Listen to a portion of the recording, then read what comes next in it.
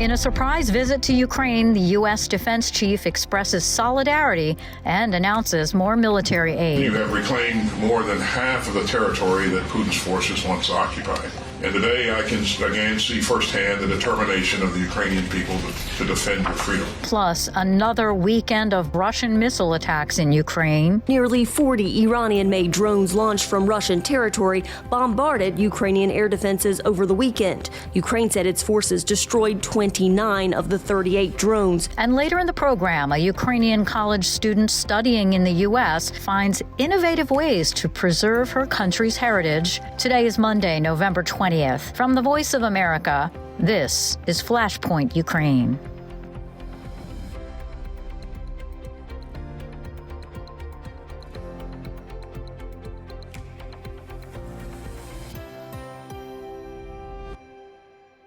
Good evening, I'm Lori London. Amid growing concerns about the sustainability of vital U.S. assistance, U.S. Secretary of Defense Lloyd Austin announced a new military aid package to Ukraine during an unannounced visit to Kyiv on Monday. Another $100 million drawdown using presidential drawdown authority that it'll provide additional artillery munitions, additional interceptors for air defense, and a number of anti-tank weapons as well. Austin said he made the visit in a show of solidarity and wanted to express the U.S.'s unwavering support for Ukraine. I wanted to reassure the leadership that the United States of America will continue to support Ukraine. And so, you know, we talked about the things that we're going to continue to do to make sure that they have what they need to be successful on the battlefield. The defense chief was accompanied by the top U.S. general in Europe and met with President Volodymyr Zelensky and some of Ukraine's top military leaders, including his counterpart, Ukrainian Defense Minister Rustem Umerov, who expressed gratitude for U.S. support as they battle Russia's invasion. We're grateful to U.S. government and American people for the unwavering support of Ukraine and our struggle of freedom. We would not be able to deter unprovoked and unjustified Russian aggression without your constant and substantial help. So I welcome you. We hear more now from VOA Pentagon correspondent Carla Babb, traveling with the Secretary in Kyiv. Secretary of Defense Lloyd Austin's arrival in Kyiv early Monday was a brazen display of Western solidarity.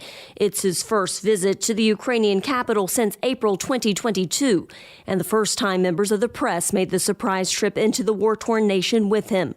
Austin came here to discuss the immediate winter fight and to plan for future security assistance to Ukraine. Senior defense officials say the U.S. will provide a steady stream of security assistance throughout the winter.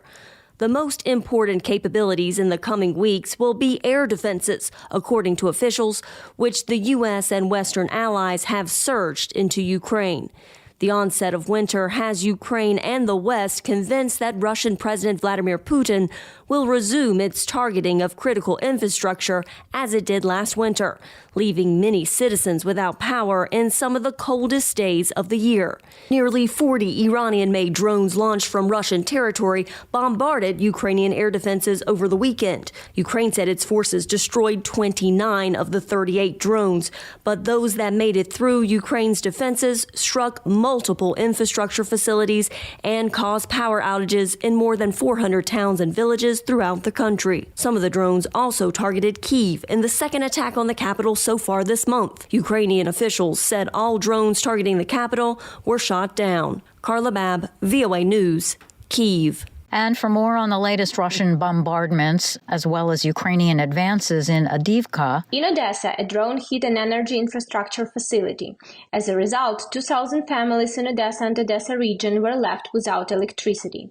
One civilian employee was injured and hospitalized. On Monday morning, the Russian forces shelled the city of Kherson. 2 civilians were killed and 1 injured after Russian forces hit the parking lot of a private transport company. The situation at the front line remains complicated for both sides. Ukrainian General Staff confirmed that Ukrainian defense forces continue to hold positions on the left bank of the Kherson region and continue the shelling of the Russian positions. Also, Ukrainian forces reportedly succeed in their counteroffensive in the Avdiivka direction, according to the analysis by researchers with the Institute for the Study of War. A Russian military blogger claimed that Ukrainian forces retook positions near the railway near Stepove and counterattacked near the Avdiivka coke plant. At the same time, according to the report, Russian troops conducted offensive operations near Avdiivka, but did not achieve any confirmed success. The Ukrainian General Staff reported that Russian troops had unsuccessful advance attempts in a 13-kilometer radius around Avdiivka. The latest ISW review notes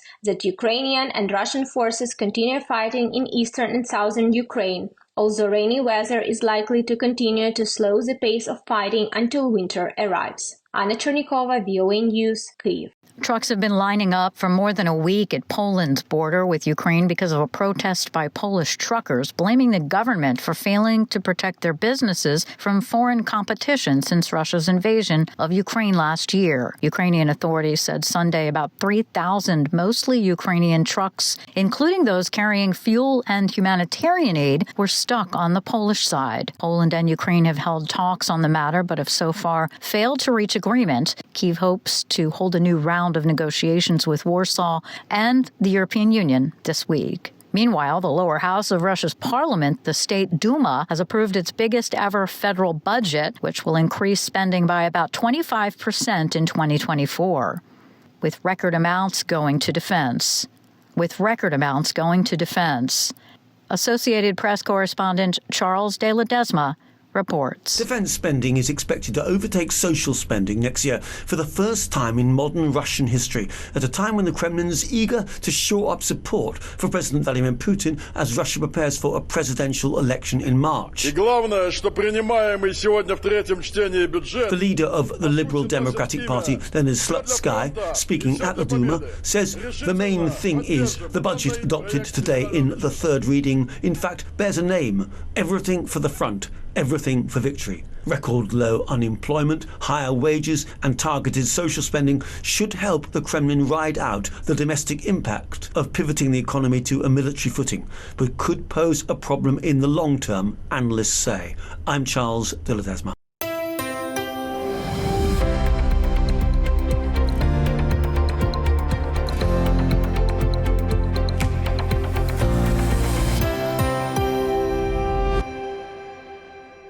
You're listening to VOA's Flashpoint Ukraine. I'm Lori London. Finland's prime minister said Monday the country may need to take further actions on its border with Russia after closing 4 border crossings in an attempt to stem a recent increase in asylum seekers. Finland, which joined NATO this year in response to Russia's invasion of Ukraine, has accused Moscow of letting migrants from the Middle East and Africa without valid travel documents through to the Finnish border. The government closed the border crossings in southeastern Finland last week, but new migrant arrivals were reported at border checkpoints farther north. Kat Buchatsky, a Ukrainian national now about to graduate from Stanford University, came to the United States with her family following Russia's invasion and the annexation of Crimea. Since then, she has searched for a deeper meaning of her heritage. I spoke with her about founding the Shadows Project and its work to preserve and protect that heritage and the artifacts from its history that are stuck in the middle of the war in Ukraine. I was living in Ukraine for most of the childhood that I kind of have memories for, because I moved to Ukraine when I was about 6. And so before 6 years old, I don't remember much. And so most of my memories were in Kyiv, which is where I was living with my parents. Although my dad's Ukrainian, his side of the family's from Odessa. So that's in southern Ukraine. So we would spend a lot of time in Odessa, spend a lot of time in Kyiv. And I grew up there until I was 13 when I saw the revolution of dignity happening around our country. And like for many other Ukrainians, that was a very important moment in my life. I feel as though there's a few moments in a Ukrainian's lives that always has a before and after. And it used to be before and after the revolution. revolution, and now we also have before and after the full-scale war. But after the revolution and the annexation of Crimea, we moved to the United States because we didn't know what was going to happen. I mean, Russia invaded southern Ukraine, it invaded Crimea, it invaded eastern Ukraine, and we had no idea how far they would go at that time. So we moved to the U.S., and I ended up doing high school there, going to college here at Stanford. And during my time in the U.S., I think as the years went by, I became more and more confused about what Ukraine meant to me and who I was as a Ukrainian, which is what led me to found the Shadows Project. I think having lived in Ukraine, I never really had to investigate much what that meant because it was pretty obvious. I mean, here I am, I'm in Ukraine. The things around me are Ukraine. The things I do every day are my little Ukrainian traditions. That all makes sense. But when I moved to America and I had to start explaining to people, I found that I always kind of had to revert to, oh, well, it's next to Russia, or, oh, well, it used to be a part of the Soviet Union, because that was really the only thing that would resonate with Americans. If I tried to tell them that I was from Kyiv, it wouldn't get through unless I told them I was from near Russia, which was very confusing for a 13, 14-year-old, because I felt as though the place where I grew up my entire life was just kind of erased. And I had stumbled upon this alternate universe where it didn't exist anymore. And the only thing that existed was this, evil empire next to us. And I was getting kind of sucked into their narrative and sucked into their influence in a way, because I was forced to refer to ourselves in context of Russia. And it created a very big identity disconnect and also just a huge frustration that people didn't know more about the largest country in Europe by landmass. People still are surprised when I tell them that it is the largest country in Europe, and that people didn't know about our history, our culture, and so many interesting things. And going back to Ukraine, I would go back and visit, and it turns out that I wasn't the only one that felt that way. And that's kind of how the Shadows Project was born. I was talking with my dad, actually, and he's the one that gave it the name, but I told him how I had been feeling and how I had this idea to kind of do something to make Ukrainian culture Ukrainian and make Ukraine Ukrainian and take back our narrative. And it was his idea to name it Shadows after a very famous Ukrainian book. And that's kind of how it got started. At first, it didn't really have a concrete mission statement. I basically went around to different Ukrainians that were about my age and just basically told them how I was feeling. And turns out that they felt the same way. And we kind of threw together this ragtag group of Ukrainians that wanted to do something to preserve and strengthen their identity. And that's how Shadows came together. And we've been operating for 3 years now. And I think, of course, over the 3 years, our mission has become much more defined and we're much more structured. And for the last 3 years, we've been focused on anything we can do to strengthen, preserve, protect Ukrainian culture. Tell us a little bit about the Shadows Project, what it is, what it does, and how it's evolved. So the Shadows Project was born out of these conversations, and we realized it's kind of a philosophy. Shadows, the way we like to describe it, it's more of a way of life. It's not really a product or anything very tangible. It's very much a way of life that we're trying to promote within Ukraine. And that way of life being the way to preserve, protect, and popularize your culture is by making it yours, by owning it, and by really being able to use it in your everyday life. It's basically this philosophy of taking culture out of the history books and more into our own hands, because when culture only lives in history books and writings and things like that, it really is kind of a burden on each individual person, that the only way the culture will survive is by us reading it and memorizing it and internalizing it. And that's not really how it works. I mean, we've been tracking statistics and tracking interest in Ukrainian history and culture within Ukraine. And it's clear that that class is always the history and culture class is always the least popular class, because you don't really feel like you relate. You don't really feel like it's yours because you're reading about things that happened centuries ago in some dusty textbook, and you don't really see the relevance to your everyday life. So Shadows' philosophy was basically that in order to make this culture alive, we need to make it ours. We need to make it 21st century while preserving our centuries-old traditions. So the way we do that is by partnering with all kinds of really cool organizations within Ukraine, whether that's a museum or a coffee shop or a fashion brand or a bookstore, whatever it might be, or even a bar. We've had some really cool ideas for collaborations with bars. And what we do is we basically use their space, use their organization, and do a collaboration with them that gives them a little bit of Ukrainian culture. So for example, in the bar, what we do is we'll come to a bar and we'll make a custom Shadows cocktail menu, and they'll serve serve cocktails, each cocktail inspired by a famous character in Ukrainian literature, and they'll be named after them. Or, for example, the same thing with coffee shop. We'll have a special latte that's inspired by a Ukrainian poem. And along with that, in the menu, for example, there will be a little educational blurb. Or with a fashion brand, making a line of fashion that has something to do with Ukrainian art that comes with little educational blurbs. And so the philosophy is make that culture tangible. People are a lot more likely to kind of remember their history if it was a cocktail that they drank than if it was a paragraph they read in a textbook. And we found that it's really successful because it's unconventional, it's innovative, and people really remember it. People will come up and say, oh, I know that famous piece of literature because there was that really good cocktail about it and it was named after that book. And I remember, thinking about it or something like that. And so our approach is a little bit of kind of cultural guerrilla warfare where we believe culture is cool. We want to make other people see that, whether it's through really cool creative merch or cocktails or coffee or specially designed museum exhibits. And so we kind of call ourselves like Ukraine's cultural PR agency in a way, all born out of this philosophy that you have to live it in order for it to live on. And now with Russia's invasion, full-scale invasion of Ukraine, has it brought even deeper meaning to what you're doing? And do you have any sense of where you're heading with this or in your future in general as a Ukrainian national and someone who is about to graduate? Of course, it brought deeper meaning to everyone's life in a way that we never could have imagined. And it's almost funny in a very sad way because I remember the summer before the war began, summer 21, I was with my co-founder. We spent the whole summer in Kyiv working on building shadows and doing all these projects. And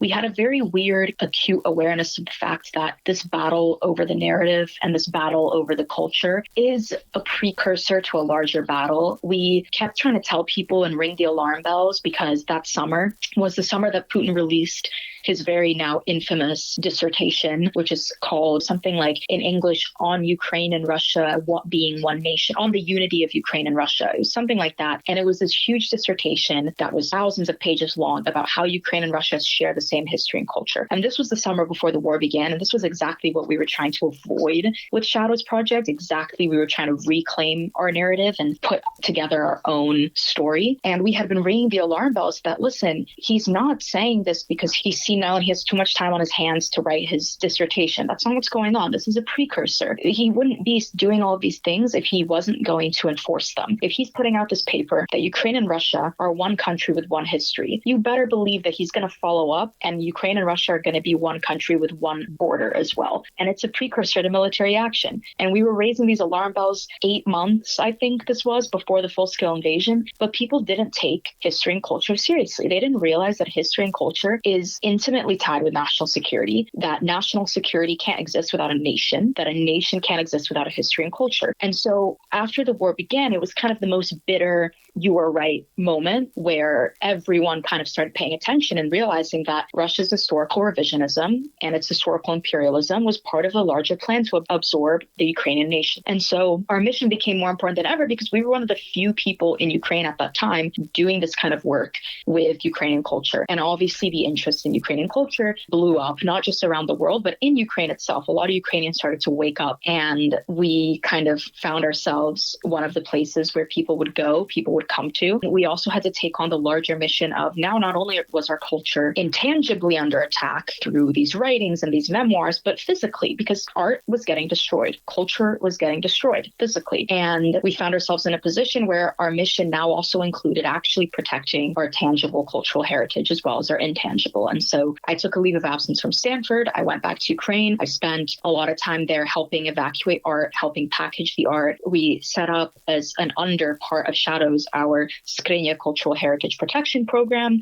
where we raised over 1 million Ukrainian hryvnias to send out equipment to museums all over the country to put their art in safe spaces because, we're not going to be able to talk about our history and culture if our tangible relics don't exist anymore. And so our project took on a very urgent kind of dimension and a dimension I never thought that it would take on. I never thought I would be in a museum under missile fire, wrapping up these pieces pieces of art and hoping that just the other day in the news, the Museum of Odessa got hit in a missile strike. It's my favorite museum in Ukraine. Some of my favorite pieces were damaged. And so it's something that's still happening every day. We're working on new deliveries every day. But unfortunately, the war is not going to end anytime soon. So I see Shadows continuing its work on that because art is still getting destroyed. It got destroyed this week. It's going to get destroyed next week probably. But in terms of the intangible part of Shadows that isn't our cultural heritage protection program, the silver lining of this is that because interest in Ukrainian culture skyrocketed, that means that initiatives like ours skyrocketed as well. And so we're now in a community filled with other kind of cultural, historical initiatives. And we're not the only fish in the pond, which is actually great because I think that now it allows us to recalibrate and think, okay, there's a lot of people doing this work right now. We can really reconsider whether we still need to be the primary people doing educating on this topic. And we can be a little bit more creative. Now the burden is shared a bit. There's a lot of really cool educational initiatives, and we can focus on what we love, which is producing really interesting, unique, innovative collaborations. Because before we also ran an educational online Instagram where we would post a lot, and now we've stepped away from that, and we're really just looking forward to doing more tangible projects now that there's so much awareness about Ukrainian culture. It gives us a lot of room to be creative. I would imagine that also gives you some hope that there is so much interest. Absolutely, yeah. It's been great, and a lot of the people that are running these similar initiatives and Instagrams and online media are people that we know well because the cultural community is still quite small, even though there's a lot of interest. And so we've been loving it, and it's been giving us a lot more opportunities to kind of do different projects, whereas before we had the problem of, we can't really do a project about this Ukrainian artist without first doing a whole online campaign, educating people about the artist because no one's going to buy a t-shirt of an artist they don't know, et cetera, et cetera. But now the educating part is being taken care of, and we can be creative. Pat Buchatsky, founder of the Shadows Project, thank you so much for sharing your story. After Russia invaded Ukraine, Ukrainian native and California resident Oleksandr Zabelan started Outbaking, a Berkeley-based bakery that provides reliable jobs to Ukrainian refugees. Christiana Shevchenko has the story narrated by Anna Rice. Since early morning, these women have been working magic with dough, making traditional Ukrainian baked goods at Outbaking, based in Berkeley, California.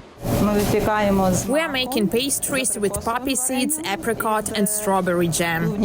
Larisa Vakulenko is from the Ternopil region in western Ukraine. She came to California after Russia invaded her home country, just like the other Ukrainian women working here. Vinnytsia native Alena Herasimuk came to stay with her son in Berkeley. For over a year, she couldn't find a job. This was my first job here. I'm happy this job allows me to work with my fellow Ukrainians because I've been lacking a Ukrainian community abroad. On top of that, baking gives me a feeling of home, and it's a great feeling. Svetlana, who didn't want to share her last name, is 60. She also moved to California from the Ternopil region. Just like Herasimuk, she had a hard time finding work in the U.S. It was very hard for me to find a job here. I'm not that young anymore. It was hard, but Outbaking gave me an opportunity to bake, and I do that happily. Alexander Zabelin founded Outbaking after Russia invaded Ukraine. An immigrant from Odessa, he came to the U.S. some 3 decades ago. I went to school in Ukraine. I finished high school, which unfortunately no longer exists. My school was bombed, and it's an old town of Odessa, and it was heartbreaking. Starting businesses is nothing new for Zabelin. He has founded a number of startups in California, and after February 24th, 2022, he knew what his next one would be. He wanted to help Ukrainian refugees and popularize something he's loved since childhood: Ukrainian pastries. I decided there's going to be one of the most useful ways to create this community. They're all Ukrainians, they work together in a common kitchen, they can speak Ukrainian language, not worry about new language environment. Zabelin says Americans aren't as familiar with traditional Ukrainian pastries as they are with croissants, for example, and he hopes to change that. It's actually very interesting because some places are cautious, like, what is it? It's so small. Give us a couple to try, we'll see.